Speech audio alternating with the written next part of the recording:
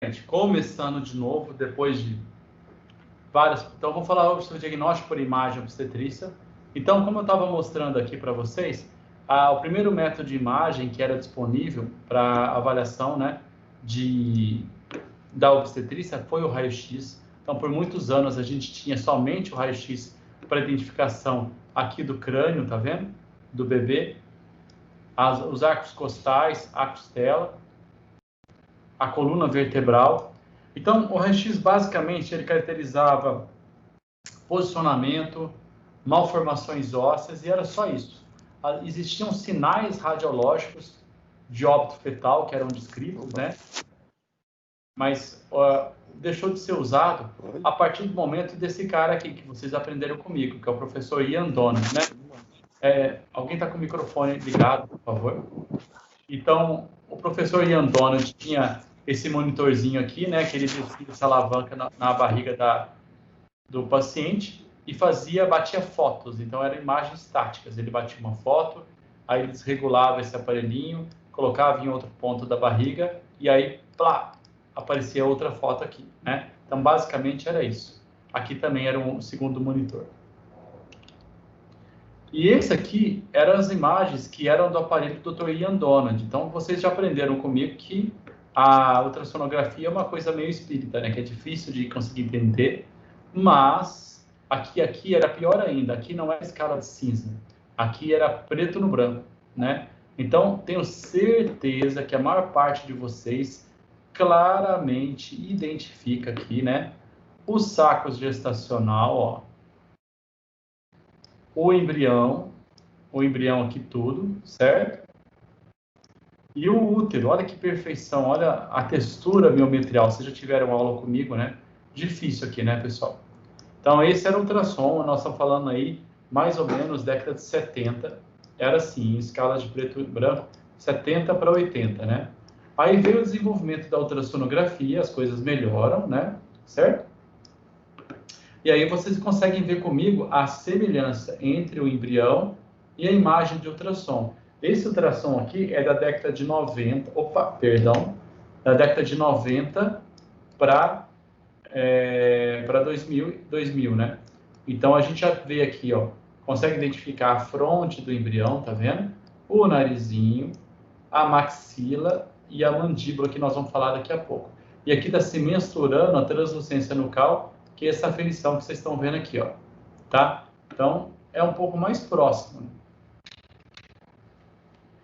E aí, a gente lembrou da física da ultrassonografia, que lá na primeira aula, vocês não me conheciam direito, eu expliquei para vocês a questão da onda sonora, lembra da questão da guerra do Vietnã, do transmissão do som, né? Então, o transdutor que a gente usa em obstetrícia geralmente é esse aqui, o convexo, ou geralmente é um transdutor que não está nessa foto, que ele é assim, ó. Ele é mais globoso, sabe? E ele é ovoide não, esférico, perdão. Por quê? Porque esse é o ultrassom que também faz a parte do 3D, certo? Olha que bonito aqui, ó, no desenho 3D, certo? Então, essa é uma outra possibilidade de análise de outro tipo de transdutor. E lembra aquela questão de vibração dos cristais, produz o eco, bate no tecido, reflete de volta e transforma em impulso digital que vai para a tela do equipamento, certo? Recordar é viver. Aqui nós temos a imagem da pelve feminina, lembra que eu ensinei para vocês? Então, vocês lembram direitinho da última aula, a associação entre o miométrio, né? O endométrio e as estruturas adjacentes, seja ela a bexiga ou o reto aqui atrás, certo? Tá? Então, essa é a imagem de ultrassonografia pélvica. E, além disso, a gente tem a questão de duas sondas, a via abdominal e a via endocavitária, que a gente tem a possibilidade de fazer estudo. Então, nós vamos falar nessa aula hoje dessa parte aqui, que é para primeiro trimestre, ok? Por quê? Porque o primeiro trimestre, nós estamos falando do embriãozinho pequeno aqui, com seu saco gestacional, certo? Então, a gente precisa de mais definição. Então, esse transdutor, como chega mais próximo, né, porque tem uma frequência maior, ele vai dar uma melhor qualidade de imagem. No terceiro trimestre ou no segundo trimestre, da metade dele para adiante, nós vamos estar usando o ultrassom abdominal, porque aí o bebê vai estar bem maior. Esse é um aparelho já da última década. Vocês conseguem identificar mais estruturas comigo, né? Vocês conseguem ver aqui, ó, a maxila e a mandíbula de novo. Vocês conseguem perceber a frente da cabeça. Tem gente que acha que isso aqui é o olho, né? Não. Tá bom? Vocês conseguem perceber o líquidozinho aqui atrás da nuca, igual nós temos aqui, ó. Certo? Vocês já conseguem perceber o pescoço, o tórax. Aqueles que viajam bastante já estão vendo o mediastino aqui, aí já entende que isso aqui é o pulmão, e aqui vai ser o abdômen. Olha lá, quem diria, hein? Vocês estão entendendo? Certo, pessoal? Então, esse é o primeiro trimestre, esse período global da gestação, entre 4 a 14 semanas, né? Que faz desde a década de 90, nós fazemos o rastreamento biofísico de aneuploidias. Então, eu quero ouvir de vocês, por favor, quais são essas aneuploidias que estão falando aqui, ó? A 13, a 18 e a 21.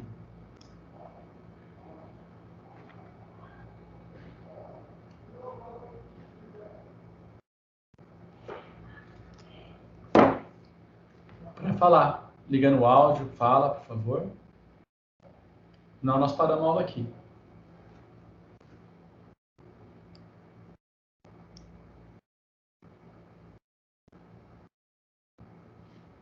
E aí, pessoal? Eu estou no mundo ou não estou sabendo? Síndrome de Down, Bruna. Isso mesmo, Bruna Bavaresco. Síndrome de... Opa, olha o tanto de mensagem. Calma que eu não dou conta.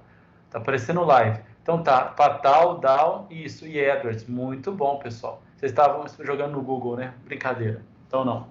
Isso mesmo, excelente. Então aqui a gente tem, principalmente, nós vamos falar hoje da síndrome de Down aqui.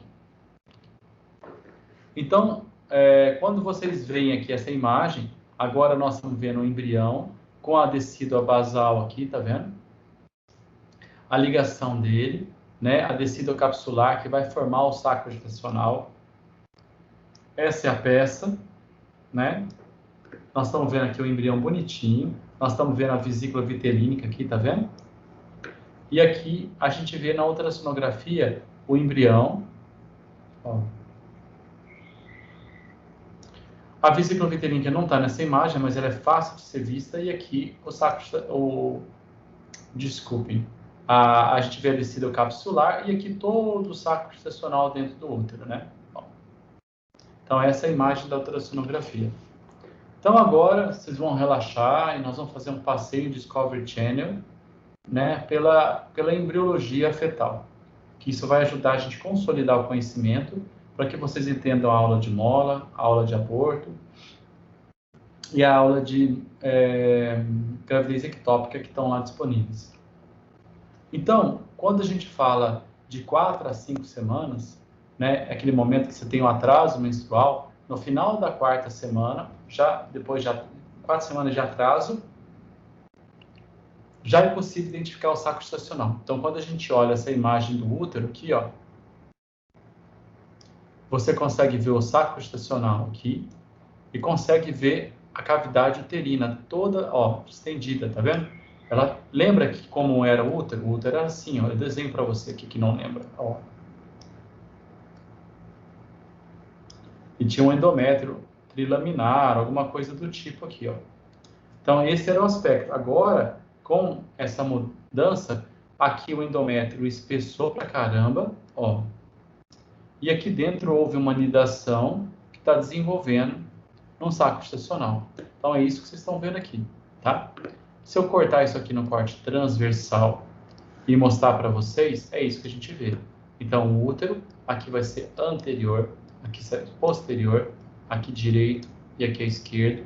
E no meio, a gente vê o sacro gestacional, tudo bem? Ó. A reação tecidual da cavidade uterina e o sacro gestacional, esse pontinho hipoecóico aqui no centro. Depois, então, a gente estava isso com 4 semanas. De 5 a 6 semanas, começa o desenvolvimento de quem? Da vesícula vitelínica, tá? Vesícula vitelínica, ela é fundamental nesse comecinho da gravidez, foi para todos nós, e no final da 5ª semana de atraso menstrual, começa a aparecer a fusão cardíaca, você começa a detectar batimentos cardíacos fetais. Então, do que era isso aqui com 4 para 5 semanas, né? Nós chegamos aqui, né, de mais de 5 a 6 semanas, onde agora eu percebo aqui a vesícula vitelínica e tem um bebezinho lá, um embrião, agarrado nela, tá vendo? Como se fosse aqueles bichinho que fica pendurado em estetoscópio de pediatra. E aí, quando eu ligo o Doppler, eu consigo ver fluxo sanguíneo lá dentro. E se eu for escutar isso aqui, eu consigo escutar. Tum, tum, tum. Tá vendo? Esse é o Doppler pulsado. Tá? Não é Power Doppler, é o Doppler pulsado, que a gente escuta e faz as aferições de velocidade, de índice de resistência, é mais ou menos aqui. Tá? Então, assim, a gente consegue detectar. A vesícula, ela foi responsável para nós, no período da nossa vida, pela nossa nutrição, pela nossa hematopoese, e era considerada até o intestino primitivo. Então, quando vocês estão vendo aqui o saco estacional, né? Aqui está a vesícula vitelínica, ok? E aqui, ó, o embrião. Então, é uma estrutura muito importante para nós, a vesícula vitelínica, tá? Aqui, ó, eu não estou vendo o embrião. Olha, então isso aqui é um ovo cego? Calma, não, você tem vesícula vitelínica. Então, pode ser que seja inferior a 5 semanas, né? E aí você não vai ter a fusão cardíaca e não vai detectar o embrião, ok? Lembra da embriologia? Nós tínhamos lá, ó, olha onde eu fui buscar antigos espíritos da embriologia, transformem esse aluno decadente, né? Aqui, ó, em Munra, a gente tem a mórula, blasto e glasto. Então, chega um ponto onde isso torna detectável, que ele reflete o ultrassom. No momento que ele refletir o ultrassom, ele aparece lá, tá? Beleza. Aí, com 7 a 8 semanas, nós ficamos maiores do que nossa vesícula vitelínica, né? E aí nós já conseguimos ter câmaras cardíacas definidas e começamos a fazer algum tipo de mensuração. O que você não mensura, você não controla. Isso é uma frase clássica de gestão. E aí você tem aqui, ó, o embrião, tá vendo? Aqui. E aqui a vesícula vitelínica dentro do saco gestacional. Aqui ficou mais bonito, né? Um exame mais recente. Vocês estão vendo todo o saco gestacional. Olha que bonito. A vesícula vitelínica, o embrião, tá? Você já foi um verminho assim, ó, meu amigo. Alguns permanecem. Então, a gente vê aqui o polo cefálico e aqui a região caudal, tá? Isso aqui é o que vai virar o nosso cordão umbilical. Isso aqui é ainda... Nós somos totalmente dependentes da nossa vesícula vitelínica aqui, mas futuramente aqui vai se desenvolver a placenta, certo? É uma questão de tempo. Com 8 a 9 semanas, acontece o quê? Surge os bracinhos, né? E o rombo encéfalo começa a ser identificado como estrutura única. Então, vocês conseguem ver aqui, ó, um corte axial igual da tomografia na região da pelve do embriãozinho. Vocês conseguem ver aqui as perninhas dele, ó. Consegue sim, agora que eu estou desenhando. Na aula, isso é uma desvantagem. Na aula presencial, nem a pau, Juvenal, ninguém consegue ver, não. Mas aqui vocês conseguem ter, pelo menos, deixar eu achar que vocês estão vendo mesmo, tá? Letícia, você está conseguindo ver, Letícia Cristal? Você consegue? Você acredita na minha palavra? Eu posso continuar?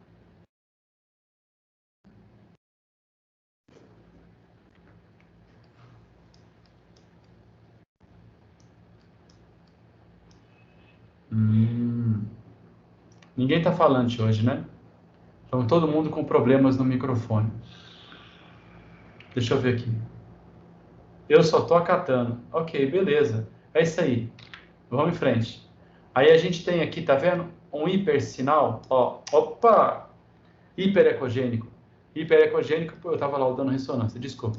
Hiperecogênico por quê? Porque isso aqui é um ponto de ossificação que vai virar a cabeça do fêmur. Olha a viagem do cidadão. Acho que tem alguma coisa errada nisso aqui.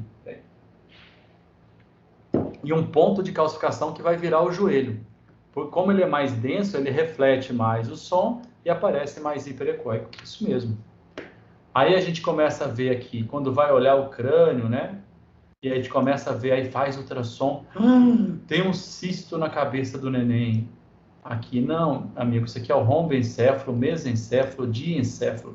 Embriologia, vai mudando as estruturas dentro da cachola, dentro da barriga, para fazer a composição do sistema ventricular, o pâncreas, o baço, todas as coisas entrarem no seu lugar. Bom? Com 9 a 10 semanas, a vesícula vitelina termina o seu show e começa a aumentar a placenta. Então, aqui nós temos a vesícula vitelínica, tá vendo? O embrião já está enorme, o embrião já é tudo isso aqui. E aqui vocês percebem já o desenvolvimento de uma estrutura diferente, ó. Isso aqui é a placenta. Beleza, professor. Vai com Deus. Aqui a gente já consegue ter 4 câmeras cardíacas diferentes. Antes o nosso Doppler era tum, tum, tum, né? Agora já tem, ó, tum, tum, tum, tum. Então já é possível calcular o número de batimentos cardíacos, já é mensurável isso. E nós já temos parâmetros na literatura para saber se está normal ou alterado. Aí com 10 a 11 semanas, nós estamos com nossos núcleos de ossificação da maxila e mandíbula presentes, membros e vértebras com 10 semanas, e aí a barriga, os intestinos saem para fora. Então, todos conseguem ver comigo, com muita calma nesse momento, o embrião. Vamos supor que o olhinho dele está aqui, ó. Ele acordou agora, ó. E aí a gente consegue ver o que seria o nariz dele aqui, certo? E a boca, bocuda. Então, vocês conseguem ver a maxila e a mandíbula. E aqui, quem que a gente consegue ver? O osso nasal. Então, esse aqui é o osso nasal, que nós vamos usar daqui a pouquinho. Maxila, mandíbula, osso nasal. E aqui atrás, vocês não estão vendo, como em outras imagens que eu mostrei para vocês, uma coleção de líquido, que era alterada. Agora, a medida da translucência nucal, esse acúmulo de líquido aqui posterior está normal. Isso aqui, ó, é a região posterior do crânio do embrião. Aí vocês já conseguem perceber estruturas de ossificação, né, aqui. Ó, cortes da cabeça em diferentes planos. Eu não vou forçar a barra a falar que isso aqui é o cerebelo, mas eu já falei, tá? E com 11 a 12 semanas, nós estamos prontinhos. Cheque. Aí, dali para frente, é igual mandruvá. A gente é só comer e espichar, tá bom? Então, a partir daqui, com 11 a 12 semanas, o desenvolvimento embriológico está completo e aí vão ter só desenvolvimento das estruturas, né? Por exemplo, em 12 a 14 semanas, vai ter o ventrículo lateral e vai começar a ter a formação de líquor, o estômago vai começar a deglutir líquido, vai estar presente, e a inerção fisiológica abdominal volta o intestino para dentro do corpo.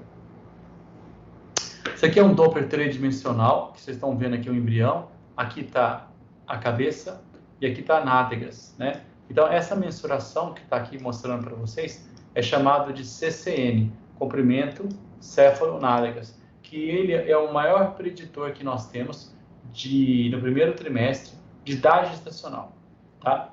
Como é que faz isso? Faz essa medida, joga para o aparelho, ele compara com a idade gestacional, ou seja, o atraso menstrual, fornecida pela paciente, né? E aí ele vai dar um cálculo de qual que é a idade gestacional pela ultrassonografia desse embrião. De onde que ele tirou isso? Segundo inúmeros trabalhos que foram feitos de curvas de medidas, e aí chegou uma fórmula matemática que representa a grande maior parte dos casos, tá bom? Se eu cortar a cabeça do crânio, calma, não vou fazer isso agora não, mas se a gente fizer aqui uma tomografia do bebê e mostrar ela no corte axial, é isso aqui que vocês vão ver. Aqui está a região anterior do bebê, tá ali os olhinhos dele, e aqui a região posterior. Então, vocês estão vendo que a foice interhemisférica, vocês aprenderam muito bem na aula do Luiz Gonzaga, anos atrás, né? E aqui vocês estão vendo o sistema ventricular. Aí o pessoal que é mais poeta, né? Olha isso aqui e fala, nossa, olha, parece uma borboleta. Olha lá. O sinal, isso aí seria a foice interhemisférica. Aqui eu estou fazendo um corte nesse ponto, eu jogo para cá, eu vejo o abdômen, isso aqui é o fígado, ó. E aqui a veia porta com a veia umbilical entrando. Aqui a gente vê o perfil do bebê antes de 12, mais ou menos de 14 semanas, quando tem a tal delineação fisiológica. Vocês conseguem ver o osso nasal, a maxila, a mandíbula, a fronte do embrião, né? Conseguem ver o pescocinho dele aqui, sabem que aqui vai ser o tórax, ó, e aqui a barriga. E aí vocês conseguem perceber, ó, as alças intestinais saindo para fora, né? Lembra que tem a onfalocele e a gastroquise. Então, isso aqui é normal, fisiológico, mas depois de 14 semanas, elas têm que voltar para dentro. Por que as alças intestinais na nossa salsa saíram para fora? Para que hoje haja toda a disposição habitual dos órgãos abdominais, os testículos, ovários desçam, o pâncreas e o baço se reposicionem, o fígado vá para o lado direito. Então, toda essa questão é feita para permitir esses acontecimentos. Aqui a gente pode também, no primeiro trimestre, fazer a análise do colo uterino. Lembra que a gente, quando via o ultrassom, isso aqui ia e formava um útero lá na frente, e aqui tinha a linha do endométrio. Agora tem um bebê lá dentro, com saco gestacional, e a gente está vendo aqui se o orifício interno do colo está fechado e o orifício externo do colo uterino está fechado, e o tamanho desse colo uterino, né? Que conforme a paciente vai evoluindo para o parto, né? Esse colo uterino vai encurtando e depois ele vai abrindo também ao mesmo tempo, né?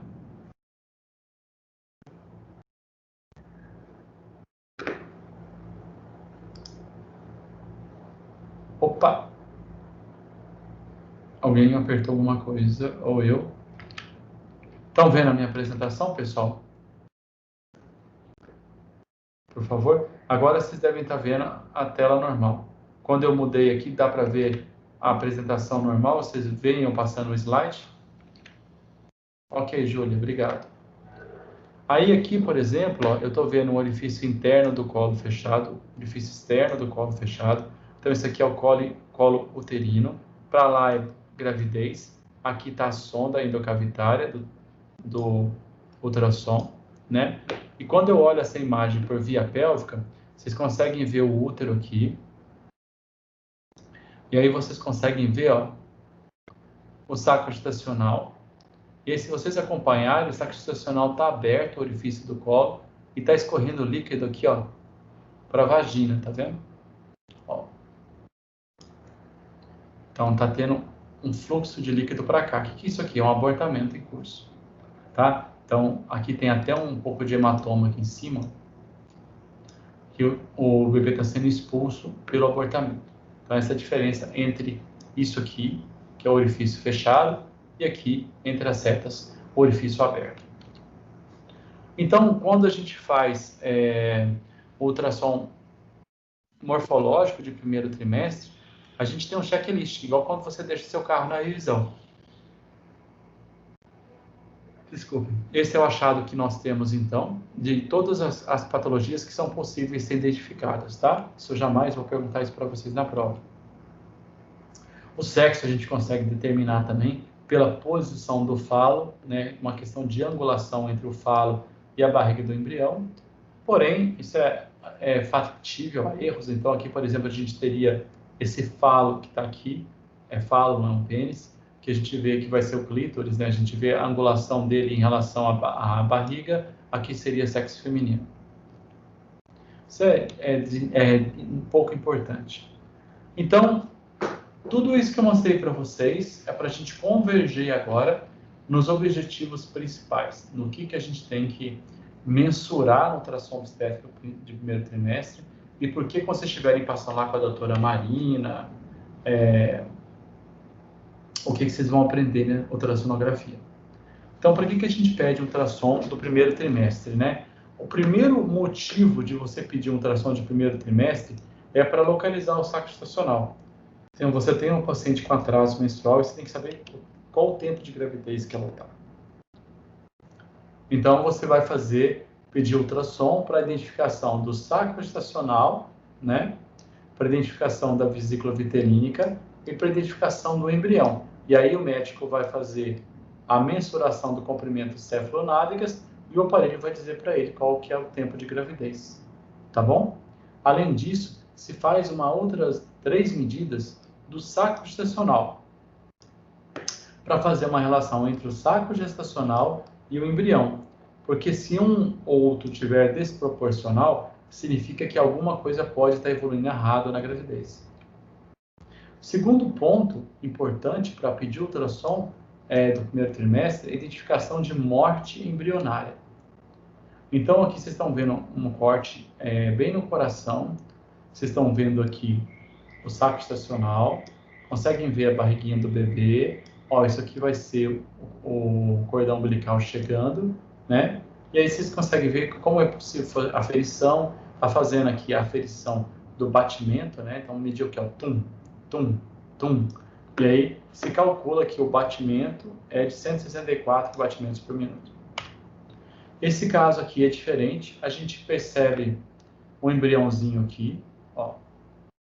Não consigo ver vesícula vitelínica, isso não é bom.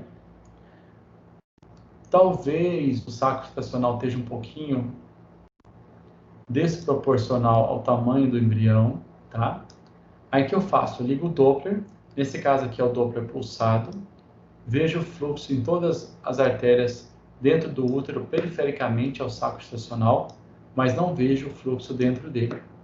Não vejo o fluxo no embrião que está aqui, ó. Aí eu pego isso aqui, que é modo M, que é uma curva do ponto 0 ao ponto, vamos dizer aqui, ponto 10, que ele está mensurando como se fosse uma atividade sísmica, uma atividade como se fosse um eletrocardiograma. Então, aqui é o ponto 0, aqui seria o ponto 10. E aí vocês percebem que o ponto onde está em cima do embrião está neutro, sem nenhum tipo de batimento cardíaco. Aí esse foi um passo, esse foi o segundo passo.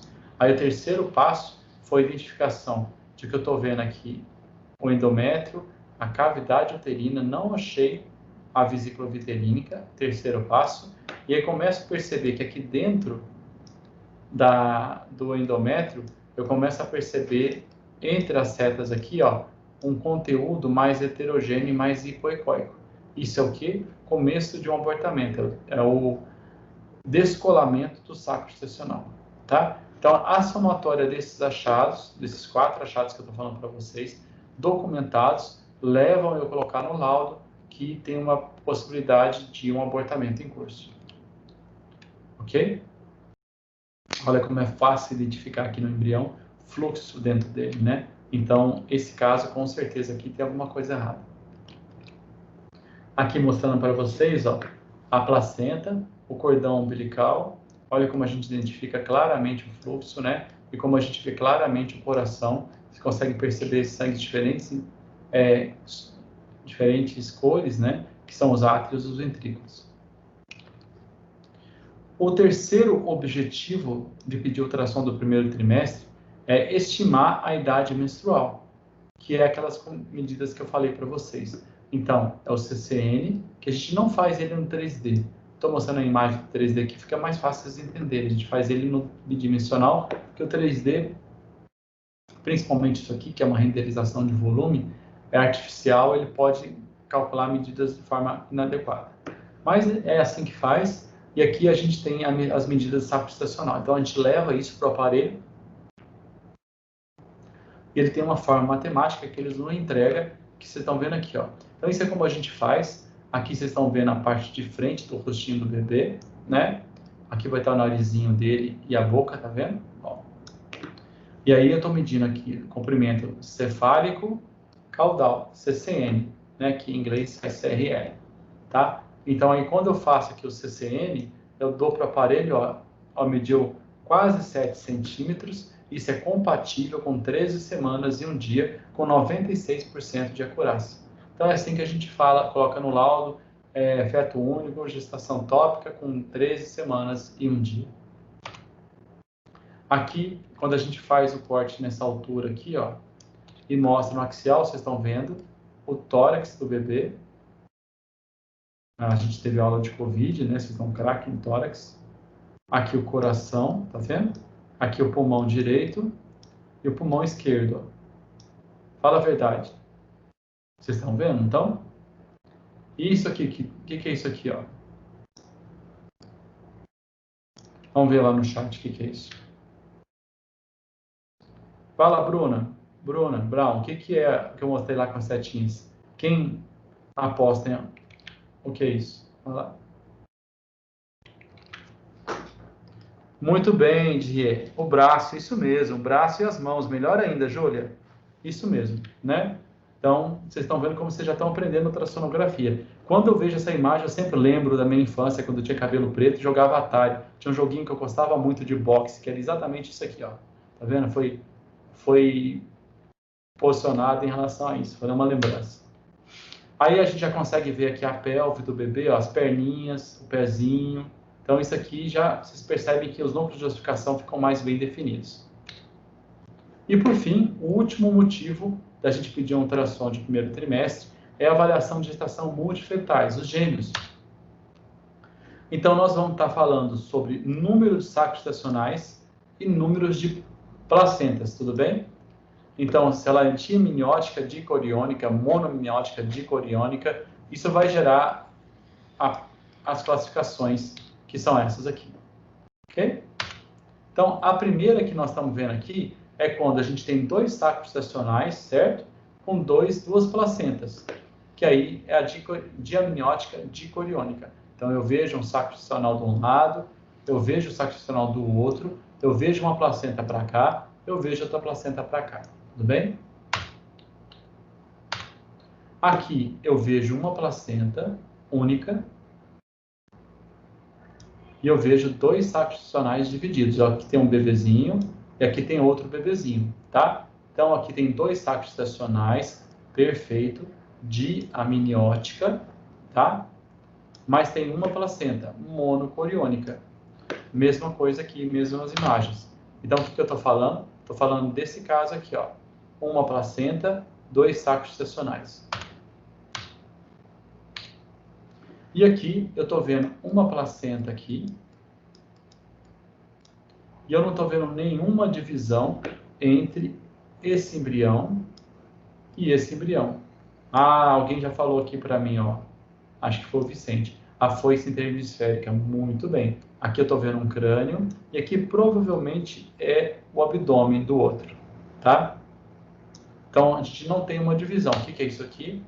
Monocoriônica, monoamniótica. Que gera muito fusão entre os embriões, né? Que pode ter fundido pelo tórax, fundido pelo crânio, que até hoje é chamado de siameses, né? Então, não esquecer de avaliar os anexos. Então, às vezes, quando a gente está fazendo o ultrassom, a gente pode se deparar com estruturas como essa lá. Um cisto no ovário, mas a parede está espessa, vocês estão vendo que o vasinho está separado da parede aqui. Então, é um cisto de corpo lúteo isso aqui, tá? Por quê? Porque os hormônios da mulher estão lá em cima e ele está ajudando nessa manutenção dos hormônios progesterona e estrógeno da mulher. Compara o ovário esquerdo com o ovário direito da mesma paciente. Olha lá, o ovário direito é de boas, que ele está de férias. Ligamento útero-ovárico e aqui o ligamento próprio do ovário. Aí aqui, quando a gente vai avaliar os anexos, uma imagem muito antiga, já está passando a hora de eu mudar isso aqui. Aí vocês estão vendo aqui com muita dificuldade, mas conseguem ver o útero. O endométrio está espessadíssimo, está parecendo um sanduíche lá do DK+1. E aí o X-tudo, né? A gente vê o espessamento muito grande do endométrio. Por quê? Porque a carga hormonal da paciente está lá em cima. Ela está grávida. E aí quando eu vou olhar o ovário do lado esquerdo dela, olha lá. O ovário está aqui, o ligamento do ovário está aqui.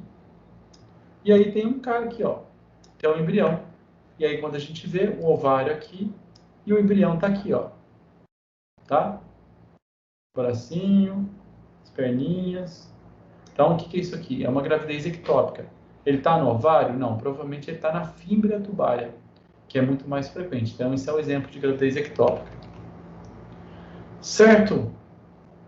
Até aqui, alguma pergunta? Em relação às indicações do ultrassom, essa aula é facinho. É uma aula difícil porque é somente ultrassonografia, Mas nesse ritmo que nós estamos impondo aqui, eu acho que vocês estão conseguindo aproveitar. Posso conduzir para o encerramento? Estou sem moral hoje. Obrigado, gente.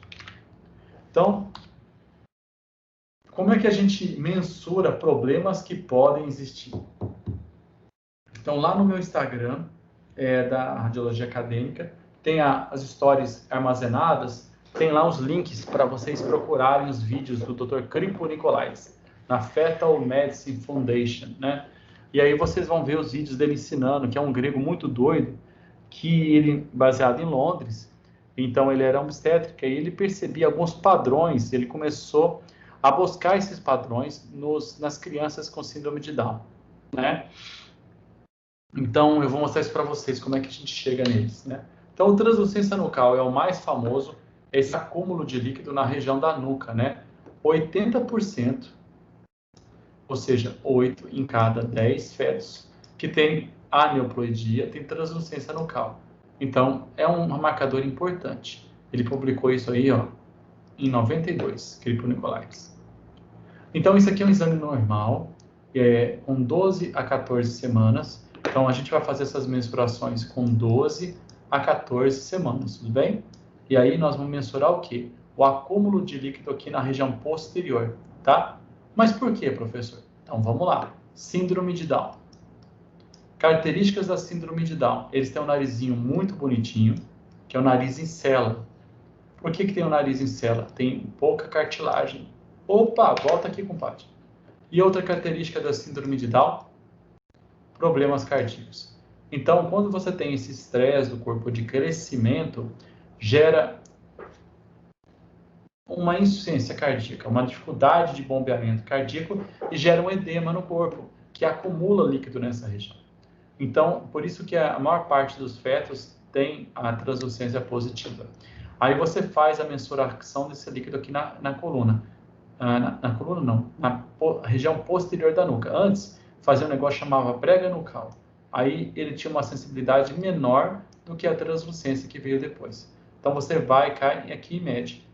Mas vocês pensam que o grego é bobo? De jeito nenhum. Então ele inventou um curso e ele inventou um programa da Fetal Medicine Foundation que você tem que pagar por mês. E aí quando você faz inúmeras mensurações, manda para o grupo dele em Londres, eles falam que tá ok para você, e aí você ganha, pode comprar o direito de ter o programa e colocar essas mensurações numa curva. Aí pronto, aí o obstetra vai para alegria, né? Porque eles, os pediatras, adoram, e endócrinos, adoram essas curvas, né? E aí você consegue mensurar, é um programa bem legal, você coloca fatores como idade materna, e aí no final do exame, com todas as medidas feitas, você consegue estimar o risco, né, de ter uma síndrome de Down. Então, você pode ter um risco de 1 a 5 mil, que é muito baixo, ou de 1 a 50, certo? Aí vai os aconselhamentos maternos, essas questões todas. Se a gente voltar aqui nesse embrião, vocês vão perceber que eu vejo a maxila, eu vejo a ossificação da mandíbula, mas o narizinho está pequeno aqui, ó, o osso do nariz. Ok. Aqui está normal de novo, olha a diferença do osso do nariz. Não é libanês, está normal. Isso aqui é normal. Maxila, mandíbula, tá bom? Aqui a fronte. Isso aqui é a mensuração que eu fazia lá em 2005. Agora eu não faço mais isso, não. Aí, foi o curso que eu fiz dele, tudo. E a gente aprendia como fazer a mensuração, que isso aqui não era correto, que tinha que botar direitinho, fazer o corte perfeito, ocupando tantos por cento da tela. Então, é bem legal, funciona muito bem, tá? Ele inventou a medida, ele patenteou e ele explica como utilizá-la da melhor forma. O outro fator é isso aqui que eu mostrei para vocês, o osso nasal.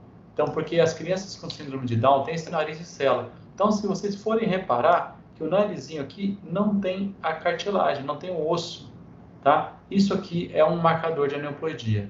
Então, não tem necessariamente correlação com translucência nucal, tá? A gente vai dizer se ele está presente, ausente ou está pequeno. Mas, olha lá, 7,5 em 10 crianças com trissomia de Down tem o osso nasal alterado. Então, o osso nasal é exclusivo do Down, ok? Da trissomia do 21. Não serve para as outras. Nas outras, A translucência focal serve, que eu falei que ele pega 8 em cada 10% das aneuploidias. Aí nós vamos cair lá nas aneuploidias, no Patal, no Edwards e no Down. Então, a gente está procurando a identificação desse osso nasal. Aqui, ó, hipoplásico. Aqui, ausente. Aqui, normal.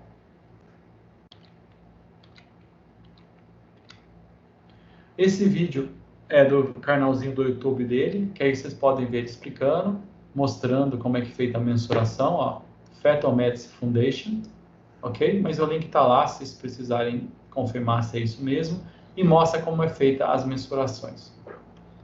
A critério ilustrativo para aqueles que buscam a gloriosa vida da obstetrícia, né? Mas é importante conhecer também.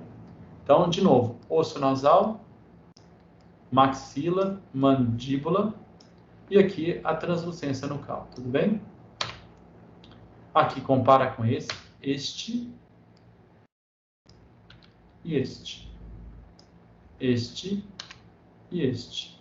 Percebe? Ó, presente, ausente. Tá? Basicamente isso. E aí, é isso mesmo. De tem aqui translucência aumentada. Tem um valor, óbvio, que acima daquele valor, que a translucência já é positiva, não precisa te jogar em curvas, né? E por fim, ducto venoso. O ducto venoso foi descrito pelo professor Nuno Montenegro, ora pois, de Coimbra, né? E ele percebeu que o ducto venoso, fazendo ecos de fetais na obstetrícia, o eco fetal, ele percebeu que, grande parte das crianças com síndrome de Down tem cardiopatias, e que é um fator relevante, e alguns outros deles também têm. Então, o que ele está procurando? Ele está procurando, de uma forma muito simples, um sopro, tá? Então, o que é o ducto venoso? O ducto venoso é essa ponte aqui, ó, que une a veia umbilical com a região da veia porta e a veia cava. Ou seja, é aquela rotatória da Leopoldina com a Santos Dumont. Todo mundo passa ali, entendeu? Então, por que medir aqui? Porque se eu quero medir um ponto onde eu vou caracterizar o fluxo de sangue do embrião, aqui é um bom ponto, porque a maior parte do sangue passa aqui e eu consigo perceber alterações sutis da velocidade. Então, o que era um fluxo normal? Ele fazia, lembra? Tum, tum. Agora vai fazer assim, ó. Tum, tum, shh. Tum, tum, shh. Tá vendo? É isso aqui, chamado de onda invertida. Que ele vai vir aqui nessa região do ducto venoso e fazer essa mensuração. Então, ele reflete função cardíaca, tá?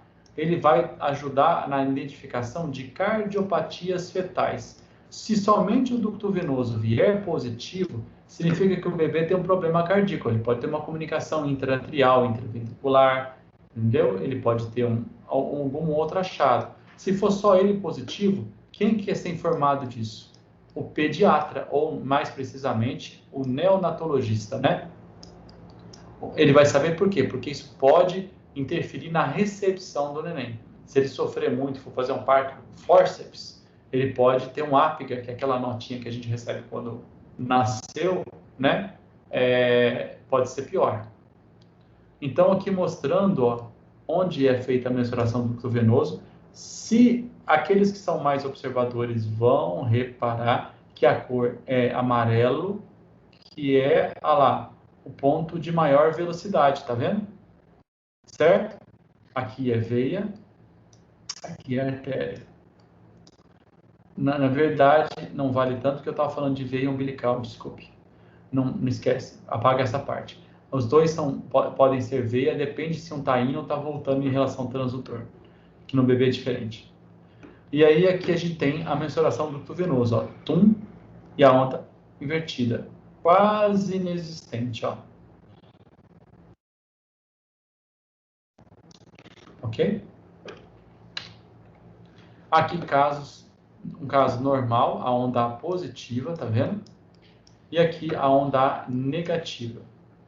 Então aqui, no onda negativa é igual a ducto venoso positivo. Aí, isso vai gerar esses cálculos, translucência com ducto venoso positivo, uma alta chance de síndrome de 21, ok? Lembra, osso nasal positivo, trissomia do 21. Osso nasal com translucência positiva, nossa, muita chance de trissomia do 21. Certo? Isso é o primeiro trimestre. Agora, rapidamente, um poucos slides, vou mostrar para vocês o que a gente mensura no segundo e no terceiro trimestres, tá? O que nós fazemos quando faz ultrassom obstétrico de rotina. Então, a gente vai mensurar diâmetros da cabeça, o diâmetro do abdômen, o diâmetro do fêmur, que passa a ser o melhor mensurador de tamanho e de idade gestacional, diâmetro do úmero, às vezes, aí isso vai dar, essa somatória de medidas vai cair em planos de curva que vão dar para nós o peso do embrião, a idade gestacional. E o que mais? A data provável do parto. Agora, segura na mão de Deus e vamos lá, a gente vai ver um pouquinho de anatomia. Crânio, foice interhemisférica. Vocês conseguem ver o cerebelo agora. Ó, parece uma banana aqui atrás. Vamos parar aqui. O sistema ventricular está do lado. Isso aqui, polígono de Willis, com Doppler ligado, né? Artéria cerebral média, direita, esquerda. Aqui o fígado, com a veia porta.